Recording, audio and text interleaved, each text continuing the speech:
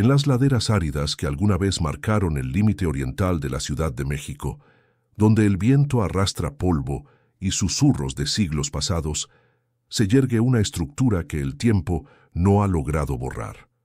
Una mansión de piedra negra, con muros altos, ventanas ciegas y un silencio que pesa más que el mármol.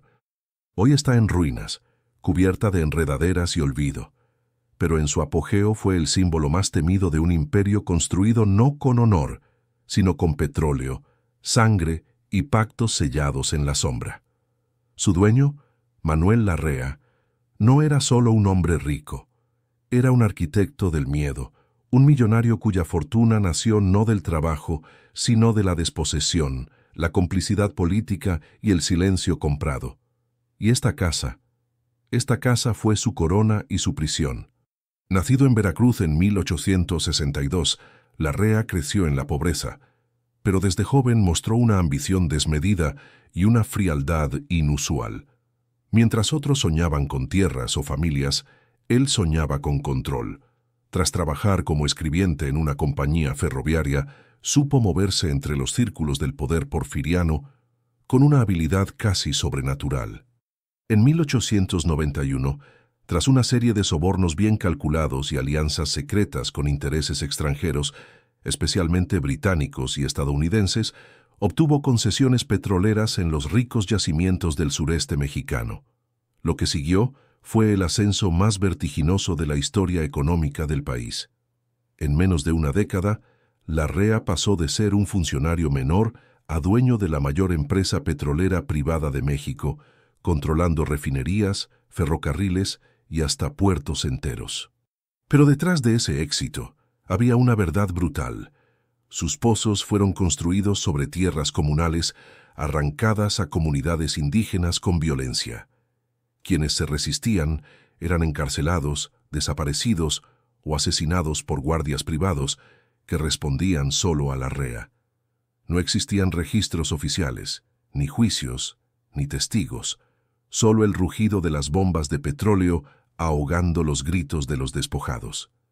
El gobierno de Porfirio Díaz, ansioso por mostrar un México moderno, cerró los ojos.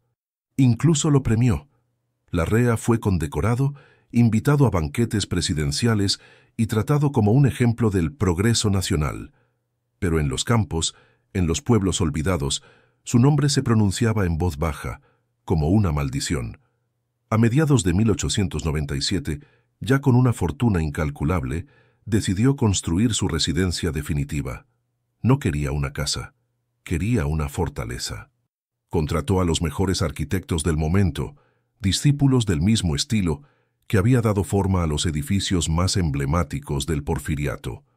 Pero les dio instrucciones muy claras: que la mansión no solo reflejara su riqueza, sino que impusiera terror. El lugar elegido fue una colina en lo que hoy es Iztapalapa, sobre terrenos que anteriormente pertenecían a una comunidad nahua desalojada a punta de fusil. Durante la construcción, más de 30 obreros murieron en accidentes nunca investigados. Algunos cayeron de andamios sin barandas, otros fueron enterrados vivos bajo derrumbes sospechosos. Sus cuerpos, según testimonios orales recogidos décadas después, fueron enterrados en los cimientos, como ofrendas a la tierra que tanto había sufrido. Terminada en 1901, la mansión era una monstruosidad de estilo neoclásico con toques góticos, más de 50 habitaciones, techos abovedados, pisos de mármol italiano y una biblioteca forrada en caoba que jamás se usó. Pero lo más inquietante era su diseño defensivo. Muros de más de 6 metros, torres de vigilancia en cada esquina, puertas de hierro forjado con cerrojos del grosor de un brazo y un sistema de túneles subterráneos que, se dice, conectaban con el exterior. No había ventanas al nivel del suelo, solo mirillas estrechas como las de un castillo medieval.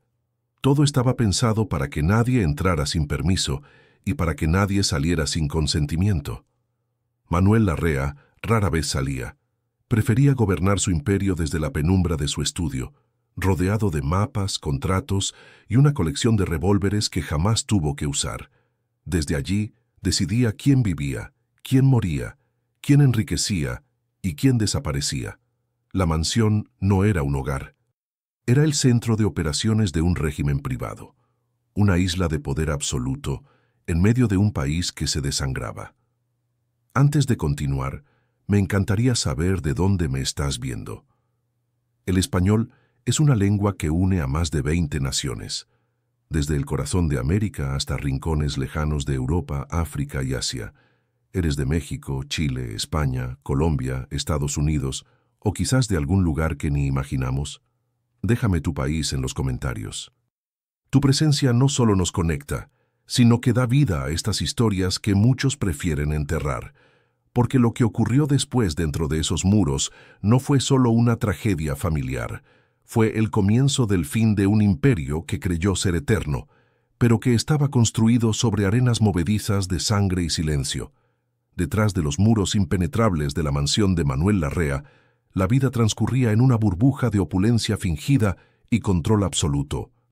Mientras afuera México se agitaba con las primeras señales de descontento que precedieron a la revolución, dentro de esas paredes todo parecía detenido en un ritual de perfección europea. Los viernes por la noche, la mansión se iluminaba con candelabros de cristal. Las alfombras persas amortiguaban los pasos y el aire se impregnaba con el aroma de los jazmines del jardín. Pero esa elegancia era una fachada. Cada copa de champán, cada nota de piano, cada sonrisa cortés ocultaba un juego de poder, lealtad y traición. Larrea no organizaba fiestas por placer. Las usaba como escenarios de vigilancia. Invitaba a generales del régimen, banqueros extranjeros, periodistas influyentes y rivales disfrazados de aliados. Durante las cenas, observaba cada gesto, cada palabra cruzada, cada mirada incómoda. Se dice que tenía un sistema de paneles móviles en las paredes del salón principal que le permitían escuchar conversaciones desde su estudio privado. Allí, en un libro encuadernado en piel negra, anotaba ofensas, promesas incumplidas y secretos comprometedores. Muchos de sus amigos terminaron en la ruina económica o desaparecieron sin dejar rastro. En esa casa, la hospitalidad era una trampa y la generosidad una moneda de chantaje. Pero el verdadero horror no se vivía en los salones, sino en las zonas invisibles, los cuartos de servicio, los pasillos del subsuelo, las celdas disfrazadas de almacenes. Decenas de sirvientes, hombres, mujeres e incluso niños, reclutados de aldeas cercanas, trabajaban desde el alba hasta altas horas de la noche sin salario, alimentados con sobras y castigados con latigazos si cometían el más mínimo error. Algunos testimonios orales, recogidos décadas después por antropólogos rurales, describen cómo Larrea ordenaba encerrar a los insubordinados en el sótano durante días, sin agua ni luz, hasta que suplicaban perdón. Varios nunca volvieron a salir. Sus nombres fueron borrados como si jamás hubieran existido. En medio de este infierno disfrazado de palacio vivía su primera esposa, Elena Úbeda, de Mendoza, una viuda española de origen aristocrático que había aceptado casarse con Larrea a cambio de proteger la fortuna familiar tras la bancarrota de su primer marido.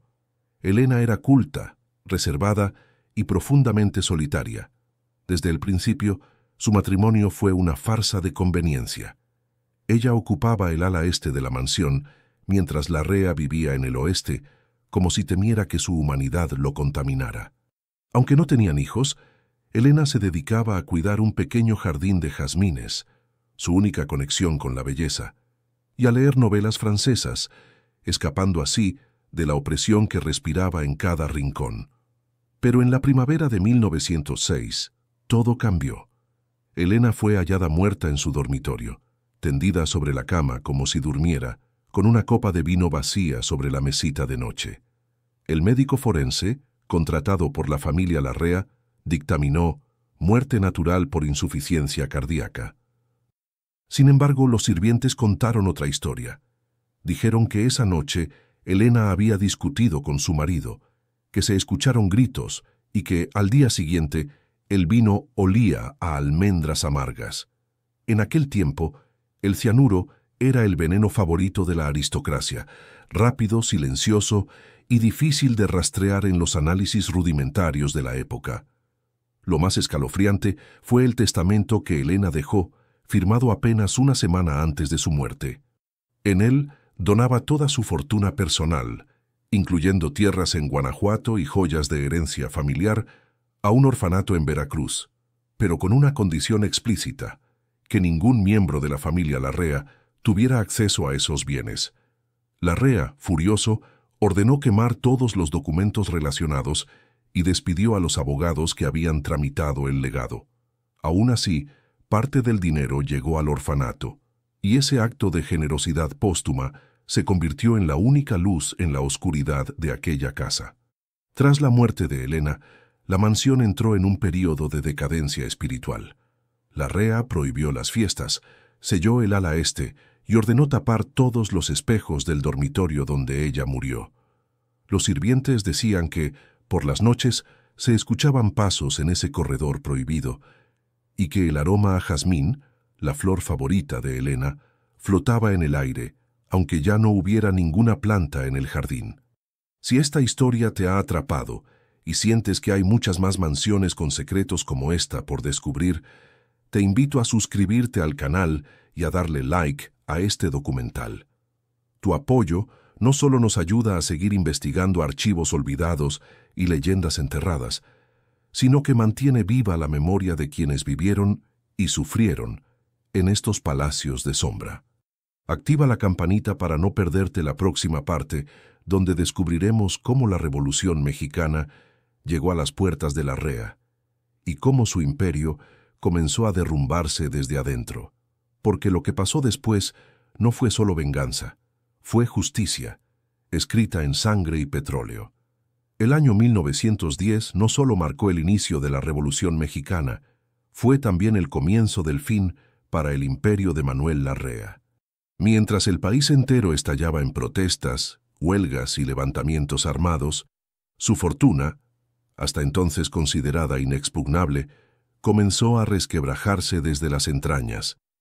Los mismos hombres que habían cavado sus pozos, transportado su petróleo y callado sus atrocidades decidieron que ya no callarían más. Lo que empezó como una exigencia por jornadas laborales justas y condiciones mínimas de vida, se transformó en cuestión de meses en una rebelión abierta contra el hombre que los había reducido a esclavos del oro negro. Las primeras huelgas estallaron en los campos petroleros de Tuxpan y Poza Rica en 1911. Los trabajadores, muchos de ellos campesinos despojados de sus tierras, exigían salarios dignos, atención médica y el fin de los castigos físicos. Pero Larrea, acostumbrado a resolver todo con violencia, respondió con su habitual brutalidad. Contrató a grupos paramilitares, conocidos como los Halcones Negros, compuestos por desertores, criminales y mercenarios extranjeros. En una sola semana, más de 60 obreros fueron ejecutados sumariamente. Sus cuerpos fueron colgados de los postes del ferrocarril como advertencia. Pero esta vez, la estrategia no funcionó. La sangre derramada no silenció a los vivos, los encendió. Lo que Larrea no anticipó fue la traición desde dentro. Varios de sus capataces, muchos de ellos antiguos campesinos, obligados a colaborar bajo amenaza, comenzaron a filtrar información a los rebeldes. Mapas de las refinerías, rutas de transporte, turnos de vigilancia, todo fue entregado en secreto a líderes zapatistas y maderistas. Incluso uno de sus contables, harto de falsificar libros para evadir impuestos y financiar operaciones sucias, entregó pruebas documentales a la prensa clandestina. Por primera vez, el mundo empezó a conocer la verdadera cara del magnate del petróleo. No un visionario, sino un tirano privado. La mansión, antes refugio de lujo, se transformó en un cuartel paranoico. Larrea ordenó reforzar las murallas, instalar ametralladoras en las torres y crear un búnker subterráneo con provisiones para un año. Contrató a mercenarios estadounidenses y los alojó en las antiguas habitaciones de los sirvientes. Cada noche, patrullas recorrían los pasillos y perros guardianes aullaban al menor ruido. El millonario ya no dormía. Vivía en estado de alerta permanente, rodeado de armas, mapas y retratos de sus enemigos tachados con tinta roja. Incluso ordenó sellar todas las entradas del sótano, temiendo que los rebeldes cavaran túneles desde el exterior. Pero el golpe más duro vino de donde menos lo esperaba, su propio círculo familiar. Su sobrino Rafael Larrea, un joven idealista que había estudiado Derecho en París, regresó a México en 1912 con ideas revolucionarias. Al ver las condiciones en los campos petroleros, se negó a seguir administrando los pozos. En una carta pública publicada en un periódico clandestino, denunció los crímenes de su tío, renunció a su herencia y se unió a las filas de los rebeldes. Manuel, furioso y humillado, lo declaró traidor de sangre y puso una recompensa por su cabeza. Nunca volvieron a verse. Dicen que años después, Rafael fue visto en un campamento zapatista, enseñando a leer a los campesinos con los mismos libros que alguna vez decoraron la biblioteca de la mansión. El colapso definitivo llegó en 1914. Las fuerzas del general Álvaro Obregón tomaron las refinerías de Larrea sin disparar un solo tiro. Los trabajadores los recibieron como liberadores. El gobierno revolucionario confiscó todos sus bienes, acusándolo de enemigo del pueblo. Pero Larrea, siempre un paso adelante, había escondido parte de su fortuna en cuentas suizas y enterrado lingotes de oro en los sótanos de su mansión. Aún así, su poder estaba roto. Ya no era un hombre temido. Era un espectro de sí mismo, encerrado en su fortaleza mientras el mundo que construyó se desmoronaba a su alrededor. Lo más irónico es que, en sus últimos años, Larrea comenzó a sufrir lo mismo que había infligido a otros: el aislamiento, el miedo, la traición. Sus antiguos aliados lo abandonaron, sus sirvientes desaparecieron, incluso su perro fiel, un mastín llamado Nero, fue envenenado por un intruso nunca identificado. Se dice que, en una noche de tormenta, el millonario caminó solo por los pasillos vacíos, murmurando el nombre de Elena, como si buscara perdón en los espejos que él mismo había ordenado cubrir. La revolución no solo le quitó su imperio, le quitó su alma. Y la mansión, testigo silenciosa de todo, guardó cada susurro, cada lágrima y cada grito de venganza que resonó entre sus muros. Porque en México, incluso los más poderosos terminan enfrentando el eco de sus propios crímenes. En 1921, con el país aún convulso por los ecos de la revolución y su imperio reducido a escombros simbólicos, Manuel Larrea redactó su último testamento. No fue un simple documento legal. Fue una trampa póstuma, un acto final de control desde la tumba, diseñado para sembrar caos, desconfianza y desesperación entre quienes osaran reclamar su legado. A sus 59 años, consumido por la paranoia, la culpa y el rencor, Larrea ya no creía en la lealtad, ni siquiera en la sangre. Su testamento no buscaba repartir riqueza, sino castigar a los vivos con la maldición de su propia avaricia. El documento, escrito a mano en tinta sepia sobre pergamino grueso y sellado con cera negra, contenía cláusulas tan inusuales como siniestras. Disponía que su fortuna restante, estimada en millones de pesos oro, lingotes escondidos, tierras no registradas y cuentas extranjeras, solo sería entregada a aquel heredero que lograra cumplir 3 condiciones. Primero, pasar una noche entera en la habitación donde murió Elena. Segundo, jurar lealtad eterna al espíritu de la mansión ante un espejo cubierto. Y tercero, renunciar públicamente a cualquier otro bien familiar. Quien fallara en cualquiera de estos puntos perdería todos sus derechos. Y según una nota al pie escrita en latín, atraería la desgracia sobre su descendencia por 7 generaciones. Los herederos, desesperados por recuperar algo del esplendor perdido, aceptaron el desafío. Pero lo que siguió fue una espiral de tragedias digna de una novela gótica. El primer sobrino en intentar la prueba, Carlos Larrea, un militar retirado, entró en la habitación prohibida al anochecer. Al amanecer, fue hallado en el suelo con los ojos abiertos y una expresión de terror absoluto. El médico diagnosticó ataque al corazón, pero los sirvientes juraron que había gritado durante horas, llamando a una mujer que no estaba allí. Su hija murió de difteria 2 meses después, Su esposa se ahorcó en el jardín trasero.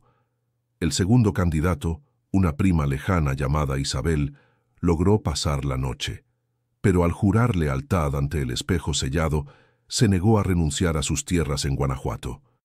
A la semana su casa fue incendiada por ladrones desconocidos. Perdió todo. Se dice que antes de morir en la indigencia, escribió en una carta: «Larrea no está muerto, vive en las paredes». El verdadero colapso familiar llegó con el hijo bastardo de Manuel, un joven llamado Arturo, nacido de una sirvienta que fue expulsada de la mansión en 1903 tras quedar embarazada. Arturo, educado en el anonimato en un pueblo de Oaxaca, regresó en 1923 con documentos que probaban su linaje. Convencido de que la mansión le pertenecía por derecho, desafió las cláusulas del testamento. Pasó la noche, juró lealtad, pero en lugar de renunciar, intentó vender la propiedad a un consorcio extranjero. Esa misma semana, desapareció. Nunca se supo si fue secuestrado, asesinado o simplemente huyó al ver lo que la casa le mostró en la oscuridad. Su nombre fue borrado de los registros familiares. Con cada intento fallido, la maldición parecía fortalecerse. Los archivos parroquiales de la región registran una cadena ininterrumpida de muertes súbitas, bancarrotas, locura y suicidios entre los descendientes directos e indirectos de Larrea. Incluso quienes solo estuvieron vinculados por matrimonio o negocios sufrieron pérdidas inexplicables. Historiadores del Archivo General de la Nación, al revisar expedientes desclasificados en 2018, hallaron cartas de abogados de la época advirtiendo a sus clientes: no acepte herencias relacionadas con la mansión de Larrea. Es dinero manchado. Lo más inquietante no fue la violencia externa, sino la autodestrucción interna. Sin riqueza ni poder, la familia Larrea se devoró a sí misma. Hermanos se acusaron mutuamente de robar tesoros escondidos. Tías encarcelaron a sobrinas por supuestos pactos con fuerzas oscuras. Se rumoreaba que aún quedaban cofres llenos de oro en los túneles del sótano, y esa esperanza los volvió locos. La mansión, vacía desde 1925, se convirtió en el epicentro de sus pesadillas. Muchos regresaban de noche, forzando puertas, escarbando en los jardines, llamando a voces que ya no respondían.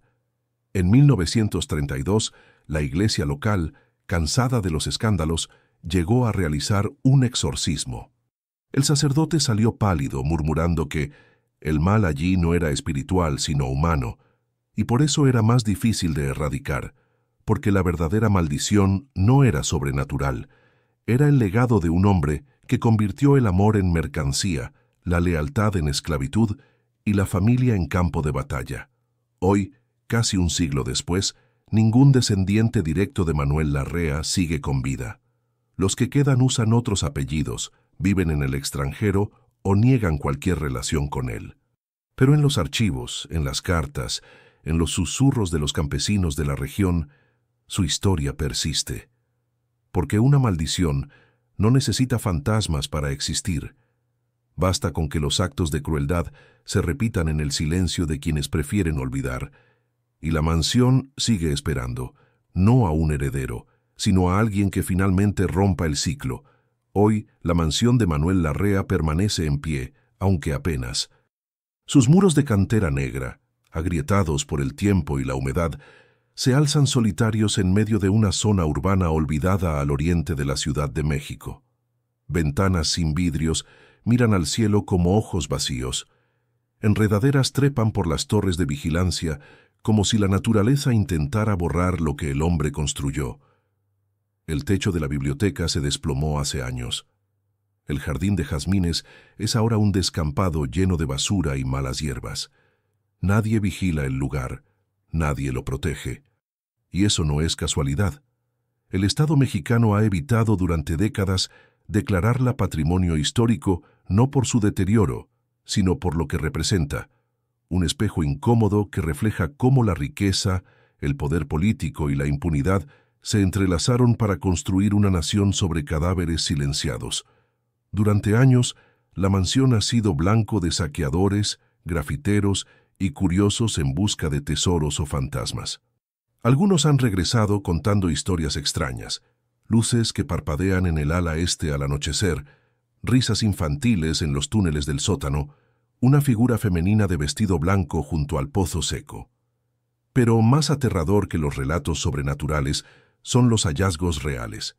En 2 horribles expediciones no autorizadas en 2009 y 2015, investigadores independientes lograron documentar grafitis hechos con clavos en las paredes del subsuelo, nombres, fechas y frases como «No fui yo quien robó, fui quien cayó» o «El oro huele a sangre». También hallaron fragmentos de cadenas oxidadas, un diario parcialmente quemado que perteneció a un sirviente y en una grieta del piso, una sortija con las iniciales EBM, las de Elena Veda, de Mendoza. Esas pruebas, aunque nunca reconocidas oficialmente, confirman lo que los testimonios orales han repetido durante generaciones. La mansión no fue solo una residencia, fue una cárcel, un centro de control y un mausoleo de silencios forzados. El gobierno, por su parte, ha mantenido un silencio deliberado. A diferencia de otros sitios ligados al porfiriato o a la revolución, la mansión de Larrea no aparece en libros de texto, ni en rutas turísticas oficiales, ni en programas de rescate patrimonial. ¿Por qué? Porque su historia no encaja en la narrativa oficial de un México que superó sus divisiones. Hablar de Larrea es confrontar cómo la élite criolla, el capital extranjero y el Estado autoritario se aliaron para explotar al pueblo. Es reconocer que la desigualdad actual tiene raíces profundas en pactos como los que él firmó. Y eso, para muchos, es más peligroso que cualquier fantasma. Sin embargo, en los últimos años, un movimiento creciente de historiadores, activistas y familiares de víctimas del antiguo régimen petrolero ha exigido que la mansión sea recuperada como espacio de memoria histórica. No para glorificar a Larrea, sino para honrar a quienes sufrieron en sus dominios.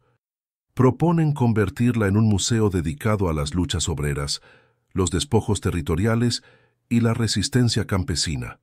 Un lugar donde los jóvenes puedan entender que el lujo de unos pocos siempre ha tenido un precio pagado por muchos. Hasta ahora, sus peticiones han sido ignoradas. Las autoridades alegan falta de recursos, pero muchos sospechan que el verdadero motivo es político. Reconocer la mansión como sitio de memoria implicaría admitir que el Estado mexicano, en distintas épocas, ha sido cómplice de crímenes de lesa humanidad. Mientras tanto, la casa sigue ahí, mirando al cielo con sus ojos vacíos. Cada grieta en sus muros cuenta una historia. Cada tabla podrida guarda un susurro. Y cada vez que alguien se atreve a entrar, no solo camina por sus pasillos, sino por los ecos de un pasado que México aún no ha tenido el valor de enfrentar.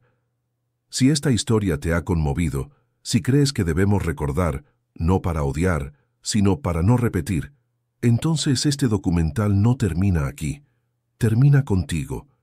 Suscríbete al canal, comparte este video con alguien que necesite conocer estas verdades enterradas. Y sobre todo, déjanos tu opinión en los comentarios.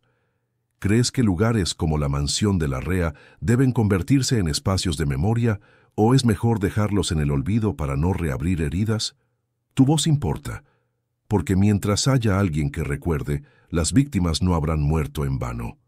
Manuel Larrea pensó que su legado sería oro, poder y miedo. Pero el verdadero legado que dejó fue una advertencia. Ningún imperio construido sobre la injusticia sobrevive para siempre. Solo sobrevive la memoria de quienes lo desafiaron y la esperanza de quienes aún luchan por justicia.